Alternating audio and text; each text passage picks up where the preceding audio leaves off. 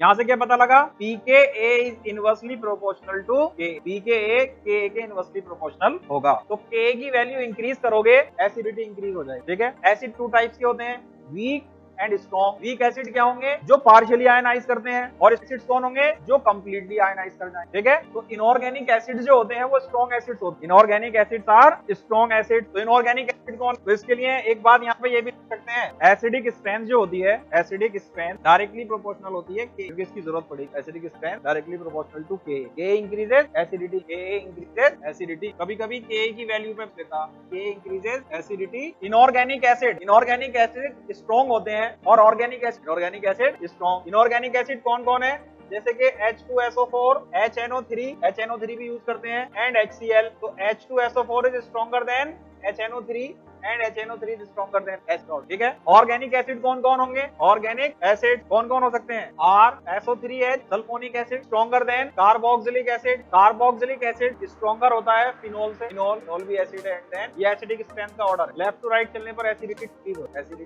Decreases और K इसका K decreases और pKa। पीरियोडिक टेबल में एसिडिक स्ट्रेंथ किस बिहाफ पे हम निकाल, ऑर्डर कैसे बताते हैं, अक्रॉस द पीरियड, यानी कि एसिडिक स्ट्रेंथ की पेरियोडिसिटी ऑफ एसिडिक स्ट्रेंथ। ठीक है, सेकंड पीरियड में अगर मैं एलिमेंट ले दूं कार्बन से, कार्बन, नाइट्रोजन, ऑक्सीजन, क्लोरीन, इनके हाइड्राइड ले लो आप। ठीक है, और ऐसे एसिड जिनमें सिर्फ हाइड्राइड होता है उसको हाइड्रा एसिड कहते हैं, यानी कि हाइड्रा एसिड ले रहे हैं हम सेकंड पीरियड के। कार्बन के साथ हमने H लगा दिया तो CH4 बनाएगा, N के साथ H लगाएंगे और यहाँ पर क्या आएगा H2O, और यहाँ पर आ जाएगा HF। ठीक है, एसिडिक स्ट्रेंथ का ऑर्डर क्या होगा, लेफ्ट टू राइट चलने पर एसिडिटी डिक्रीज हो रही है, एसिडिटी डिक्रीज नहीं इंक्रीज, एसिडिटी इंक्रीज हो रही है, और इलेक्ट्रोनेगेटिविटी ऑफ सेंट्रल एटम, तो वो क्या हो रही है, इंक्रीज हो रही है। ठीक है, और बेसिसिटी क्या होगी, उल्टा हो जाएगा। ठीक है, तो हमने एक कंसेप्ट पढ़ा है, ब्रोंस्टेड-लोरी कंसेप्ट है वो, कि जो स्ट्रॉन्ग एसिड होते हैं उनके कॉन्जुगेट बेस, स्ट्रॉन्ग एसिड के कॉन्जुगेट बेस वीक होते हैं। ठीक है, तो यहाँ पर वीकेस्ट एसिड कौन है, CH4, और स्ट्रॉन्गेस्ट एसिड HF। अगर इनके हम कॉन्जुगेट बेस बना दें तो कॉन्जुगेट बेस क्या होगा इसका, CH3 नेगेटिव होगा कि नहीं होगा, और इसका कॉन्जुगेट बेस क्या होगा,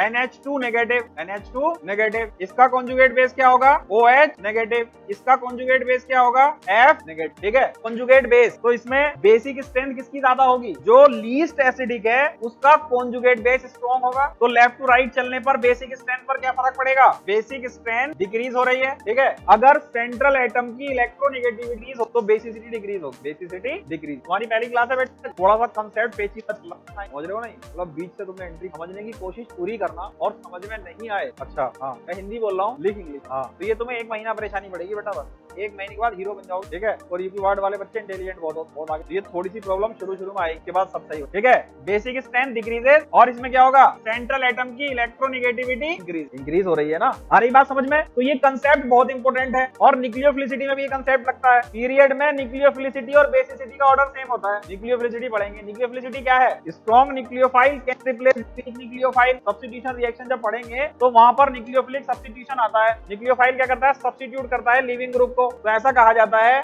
अगर वीक न्यूक्लियोफाइल लगा हुआ है लिविंग ग्रुप की फॉर्म में, और स्ट्रॉन्ग न्यूक्लियोफाइल आ जाए उसको रिप्लेस, तो जितनी तेजी से रिप्लेस करेगा तो उसको हम क्या कहेंगे, स्ट्रॉन्ग। ठीक है, न्यूक्लियोफाइल दो तरह के होंगे, स्ट्रॉन्ग फाइल और न्यूक्लियोफाइल। अभी जो बात बता रहा हूँ वो एसिड के हिसाब से, बेस के हिसाब से, और न्यूक्लियोफिलिसिटी के हिसाब से, तीनों के लिए ही बहुत ज्यादा इंपॉर्टेंट है। कंफ्यूजन पूरा क्रिएट होता है यहाँ पर, तो कंफ्यूजन क्रिएट करने की जरूरत नहीं है, जैसे मैं बता रहा हूँ चीजों को उसे याद रख दो। ठीक है, हमने क्या किया, सेकंड पीरियड के एलिमेंट लिए और उनके हाइड्राइड ले लिए। कार्बन का हाइड्राइड क्या होगा, CH4, नाइट्रोजन का 3H2, जो वैलेंसी सेटिस्फाई करेगा। तो ये सब क्या है, एसिड भी हो सकते हैं। डिफरेंस इतना होगा, कोई स्ट्रॉन्ग वीक होगा, कोई वीक H दे नहीं पाएगा, तो इससे ज्यादा वीक पॉसिबल नहीं है। CH4 नॉन पोलर बॉन्ड है, मगर हम कंपेयर करा रहे हैं एसिडिक स्ट्रेंथ, कंपेयर तो करा सकते हैं ना, ये कह सकते हैं इसलिए it is the weakest acid, क्योंकि नॉन पोलर बॉन्ड है। जहां पोलर बॉन्ड हो, यानी कि H और हेटेरोएटम की बॉन्ड टूट जाए तो बॉन्ड के अंदर पोलैरिटी होगी, तो जितनी आसानी से बॉन्ड टूटेगी उतना ज्यादा एसिडिक होगा। कंफ्यूजन होना मैंडेटरी, यहाँ पे कंफ्यूजन होना मैंडेटरी है,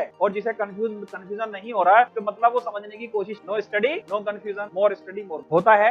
मगर यहाँ पे एसिडिटी की बात कर रहे हैं, कंपैरिजन कर रहे हैं, ठीक है, कंपैरिजन कर रहे हैं। तो इसका हमने क्या बना लिया, कॉन्जुगेट बेस बनाया। तो जो वीक एसिड होता है उसका कॉन्जुगेट बेस स्ट्रॉन्ग, और ये वीकेस्ट एसिड होगा स्ट्रॉन्गेस्ट कॉन्जुगेट बेस हो। एक बात ये भी तो निकल के आ गई यहाँ पर, तो देखो बात रॉबिन निकल रही है कि नहीं, इससे ये ज्यादा एसिडिक है, इसका कॉन्जुगेट बेस इससे कम होगा, ये उससे ज्यादा एसिडिक तो इसका कॉन्जुगेट बेस उससे कम। तो बेसिक स्ट्रेंथ डिक्रीज कर रही है, क्यों कर रही है? अगर बेसिक स्ट्रेंथ का हम ऑर्डर देखें तो इलेक्ट्रोनेगेटिविटी पर भी डिपेंड करता है। सेंट्रल एटम की इलेक्ट्रोनेगेटिविटी अगर बढ़ेगी तो बेसिक स्ट्रेंथ घटेगी। अगर negative charge more electronegative atom पर आता है तो वो लोन पेयर आसानी से नहीं दे पाएगा, और लोन पेयर जितनी आसानी से दे देगा वो स्ट्रॉन्ग बेस होगा। ये बेसिक स्ट्रेंथ क्या है, लोन पेयर किसी को आसानी से दे दे। यहाँ पर नेगेटिव चार्ज आ गया, आया कि नहीं आया, और जितनी आसानी से ये अपना लोन पेयर दे देगा उतना ज्यादा बेसिक, ठीक है। तो मोर इलेक्ट्रोनेगेटिव एटम पर अगर लोन पेयर है तो वो अपनी लोन पेयर को देना नहीं चाहता, ठीक है।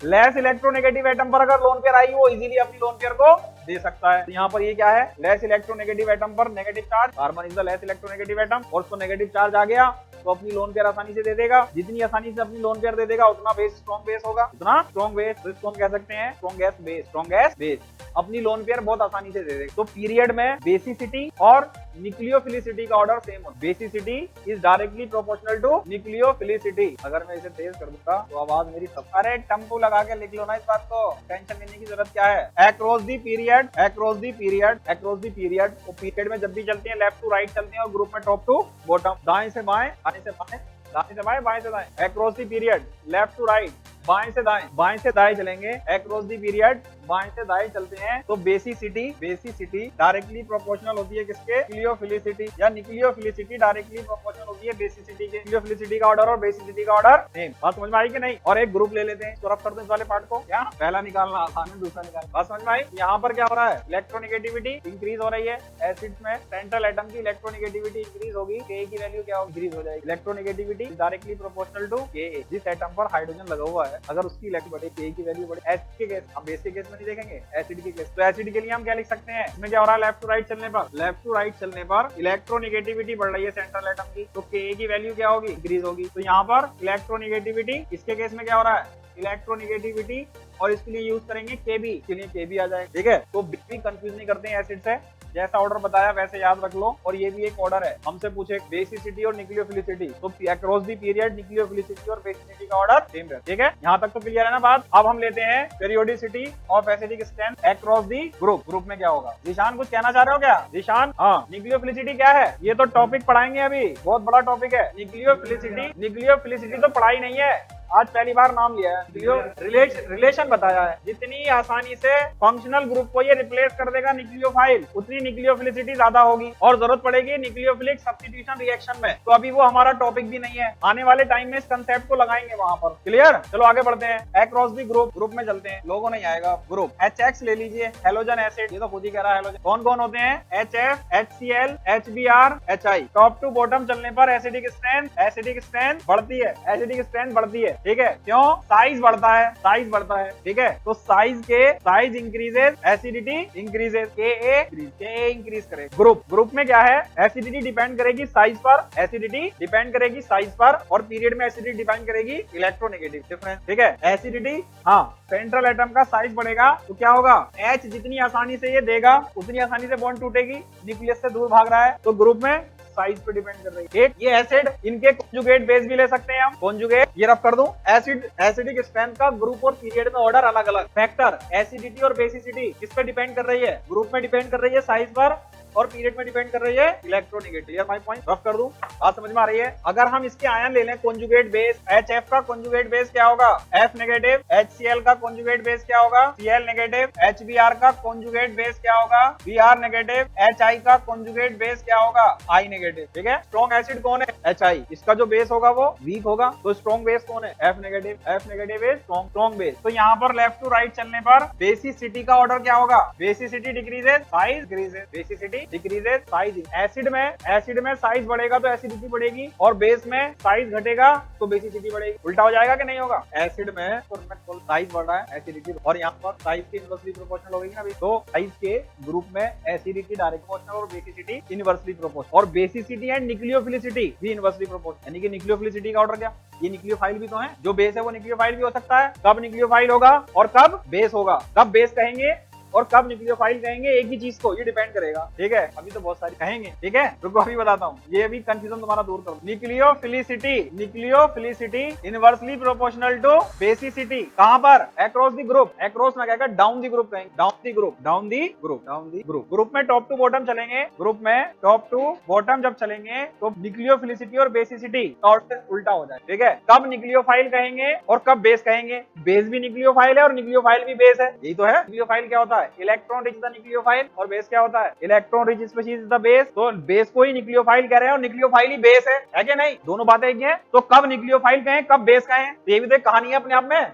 कंफ्यूजन है कि नहीं है? निकिता, इतना कंफ्यूज होने की जरूरत नहीं है, तुम्हारे सारे कंफ्यूजन दूर मैं करूंगा। टेंशन, तुम्हारे चेहरे से टेंशन झलक रही। कोई सबस्ट्रेट है और यहाँ पर लीविंग ग्रुप लगा हुआ है, कोई यहाँ पर लगा लो एक्स लगा हुआ है, और ये क्या है? लीविंग ग्रुप कहते हैं। लीविंग ग्रुप वो होता है जो सबस्ट्रेट को छोड़ता है।